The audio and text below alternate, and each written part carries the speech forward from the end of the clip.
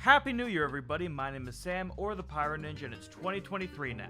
Instead of looking back at games of yesteryear, today we are looking at the games that are coming out this year of 2023 that I am most excited for. One of my goals this year is to try to hit at least 1,000 subscribers on YouTube, so if you want to help the cause, go ahead and subscribe. Anyway, let's get started. Now, the first game we're going to be looking at has only recently been revealed, but I think a lot of people are very excited for it, and that is Risk of Rain Returns by Hopu Games. Now, I've played the original Risk of Rain and Risk of Rain 2, and I loved both of them very much. So I am really excited to see them take the knowledge from Risk of Rain 2 and backport it to a remaster or remake of the original Risk of Rain. Before we go any further, let's watch the trailer to get some thoughts on that.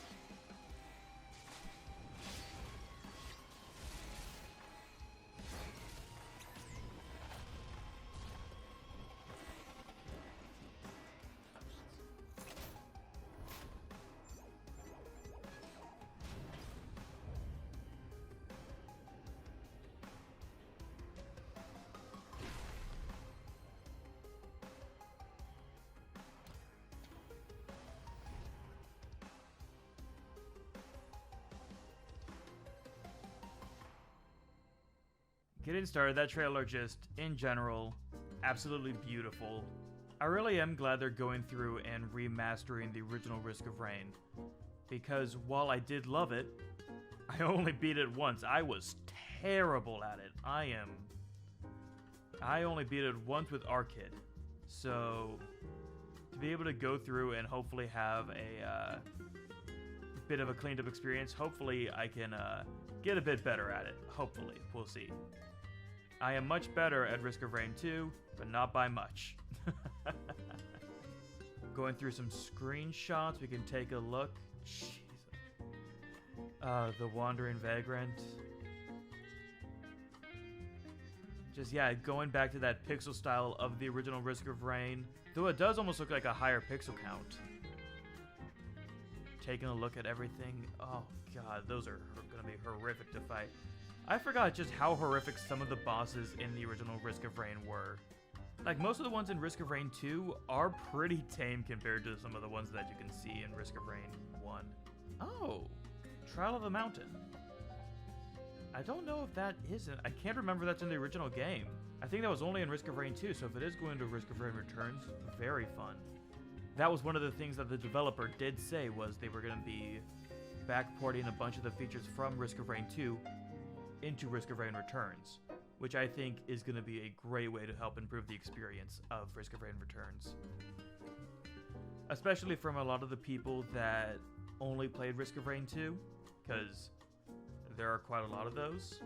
Looking at everything, I'm going to be so excited to force my friends to play this. I have quite a few friends who are very into Risk of Rain 2, some that are much more skilled than me in Risk of Rain 2, that I have every intention to force to play this game. No matter what. You know who you are, prepare yourself.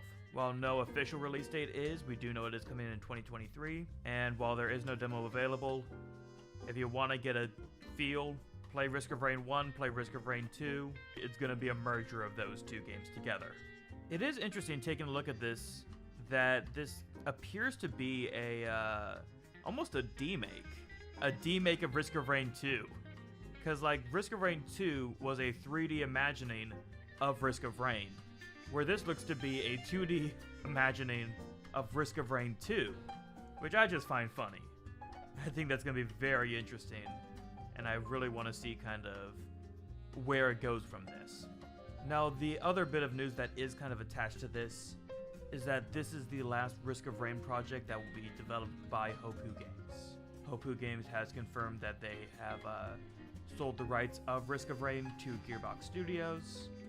Everything after this is going to be fully developed by Gearbox, which I am a bit sad to see, just because Hopu Games and Risk of Rain, for a lot of people, are kind of synonyms. But from what I heard, Gearbox did develop the DLC for Risk of Rain 2, Void Survivors, and I really did enjoy that DLC, so I think it will be in good hands. Hopefully they don't tarnish it, but we'll just have to wait and see. Honestly, it is going to be very interesting to see what Hopu Games works on after this. Hey, have you heard of Deadbolt? It's the other franchise that Hopu Games did. Really good stealth game. Please play it. Please play it. Please play. I'm just so excited to see how they take the knowledge they learned from Risk of Rain 1 and 2 to create this kind of swan song for the company with the Risk of Rain franchise. Now the next game we're really looking at is Athenian Rhapsody by Nico Papalia. Let's go through the trailer just to get a feel for it, and then we'll talk a bit more about it.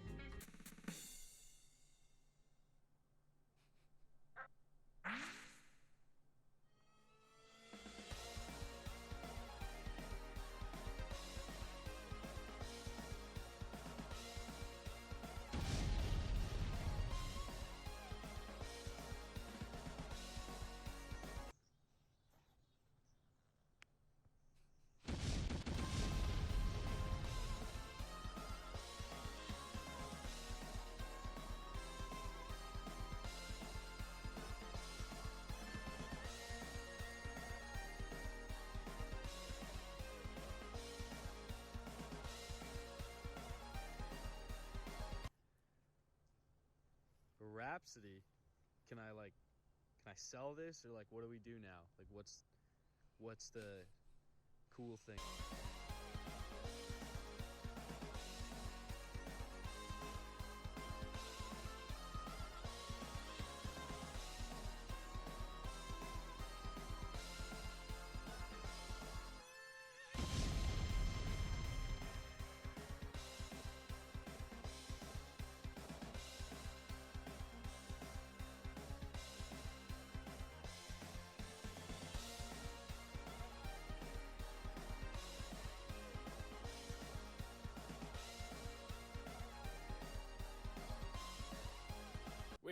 Wait, we passed over the whole like Rhapsody thing really quick. Can you like what see, this is your is thing. it really? Yep, Like, you can gotta make an explain it to issue me? out of everything. You gotta make a problem out of everything. No, See, this no, is just I'm what you just do. No, asking dude, for look, an you gotta make a explanation. mountain I'm out of a interested. molehill I every want to time. know You what know, it is. you gotta be the center of attention.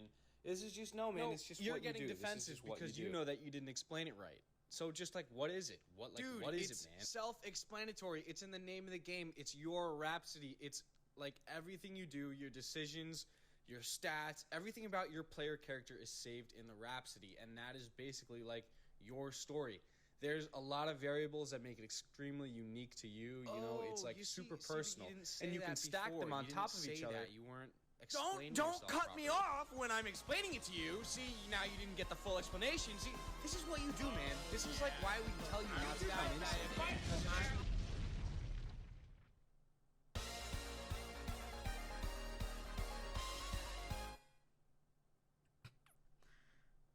So stupid.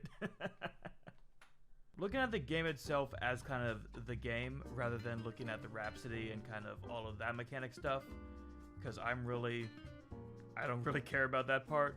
We'll see if that ends up working out well or not. Either way, I am more focused on the game part rather than the full-on Rhapsody and social, because I don't know if I'll have anybody to do the social part with. But looking at the game, there are a lot of things that you can see pretty heavily inspired. Like taking a look, very obvious heavy inspiration from things like Undertale, like things like Earthbound, like things like, I can see a bit of Everhood in here. Maybe some Omori, maybe, hard to tell. But like taking a look at a lot of the stuff in here, it looks like an amalgamation of just a lot of different indie RPG games that a lot of people really do love. And it does kind of wear a lot of that passion like on its sleeve in like a lot of the titles.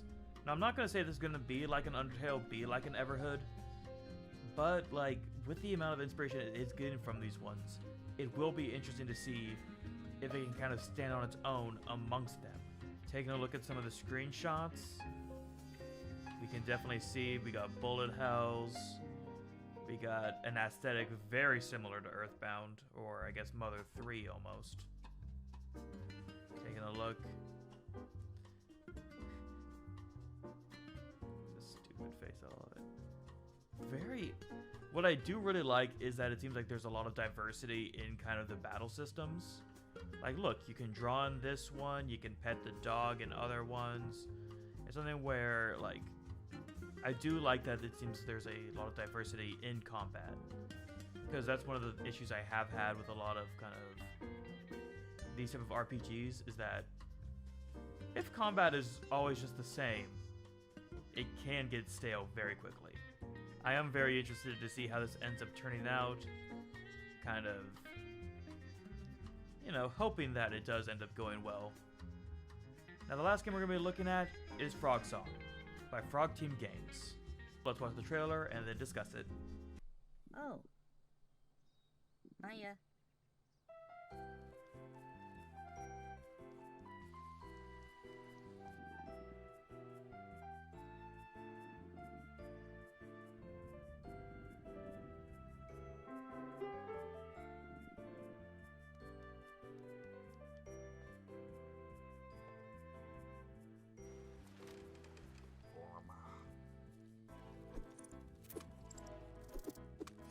Vamos!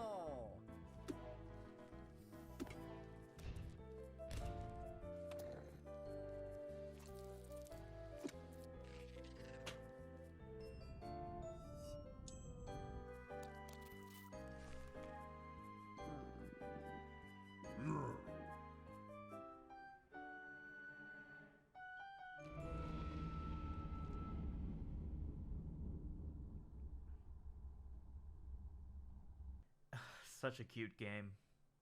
Such a cute looking game. Going back through some of that, like, this looks like it's gonna be pretty well inspired by things like, you know, your Zelda likes. It's gonna be something I'm expecting akin to, like, Death's Door, maybe a top-down Hollow Knight, maybe. Hard to tell if it's how similar it is to Hollow Knight. With just an absolutely adorable art style. It looks like we're going to be going around, fighting off the other bugs. How small are we if that is a praying mantis? Ah, that's going to be intense. Bums, yes. I do enjoy this style of game. That's why I supported this on Kickstarter as well. Take a look at some of the other screenshots. Ah, that's cute. That is just the only thing I can say. It's just like, it looks so cute. It looks so adorable. I really just want to be able to experience that and just see what it's all about. It looks like you're actually able to customize this room. You're able to, like, move things around in there. I like that. That's very nice to be able to actually customize a building to be how you like it. A plushie collection. As a person with a plushie collection myself, I approve. Let's see, we got a steak sandwich. Oh, it's Breath of the Wild. Okay. Yeah, but it is going to be very interesting to see what this kind of ends up fully being like when it does come out. Because, like, I think the only thing that I'm going to be very interested to see is how it feels to do combat with this, like, 2D perspective. Because I know sometimes it's a bit hard to gauge location when doing things in 2D. But hopefully it feels nice. Again, I'm going to be playing this. I'm very excited to see how it ends up turning out.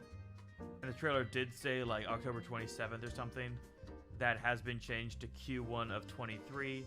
I guess it's supposed to come out in October of last year. But delays happen. So hopefully this ends up coming out relatively soon, and we'll be able to experience it. Anyway, I want to thank you all for watching. Hopefully you all enjoyed it. If you did enjoy the channel, why don't you subscribe? If you're excited for any of these games or have any games you're excited for coming out next year, why don't you comment them down below? Anyway, my name's been Sam, or the Power Ninja, and see you all next time. Bye!